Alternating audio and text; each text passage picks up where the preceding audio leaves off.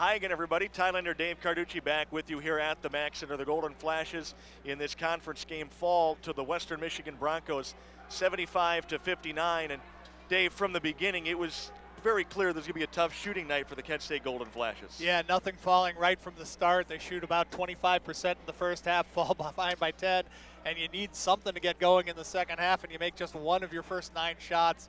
That really kind of did it in the Flashes. You mentioned as the game was winding down that it might be time now to make a change or think about doing a shuffle bit or two with that starting lineup and who comes off the bench for the Golden Flashes. Well, knowing Rob Senderoff and his coaching staff for as long as I have, I'm sure that right now they're up in the locker room talking about just that. It's a tried and true method for Kent State. When things are going a little bit bad, to try to wake up your leaders, maybe you sit some of those veterans and you give guys like Kellen Thomas, who I thought played very well and hustled right till the end. Give him a shot to run the point and maybe spark the team. Give Khalid Spicer, who came in and scored 8 points and had 6 rebounds. I think those were his final numbers. You know, those guys came off the bench and really worked hard and deserved that shot.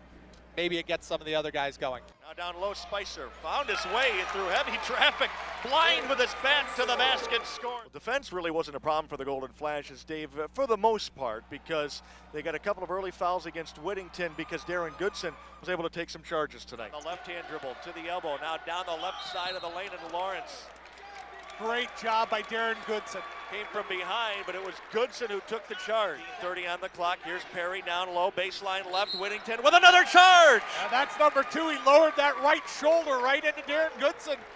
Yeah, Darren Goodson drew 2 charges in the early going on. One of the best big men in the Mid-American Conference, forced him to the bench. Unfortunately, Kent State didn't take advantage of that. But Goodson, I thought, played pretty hard the whole way through. And when Kent State was trying to find a way to battle back from 20 points down, he was the guy who was rallying the team to come up and put full court pressure on and to keep working. I thought he at least kept a very positive outlook even as things were going wrong. Goodson on the block. He'll rotate into the block, and he drives and scores with the right hand.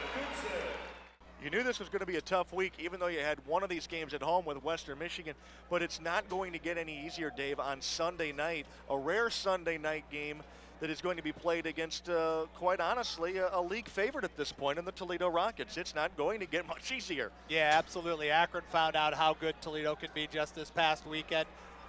They lost at home to Toledo. Now Kent State has to go right into the den, against Toledo, an athletic team, fast team. Kent State did some good things, I thought, with full court pressure tonight. Toledo looked like they could be susceptible to full court pressure against Akron. Maybe that's a way to get going and for Kent State to find an identity. If you're not going to score and not going to shoot it well, maybe you have to press and create. Maybe that's your identity the rest of the way. Press for 40 minutes.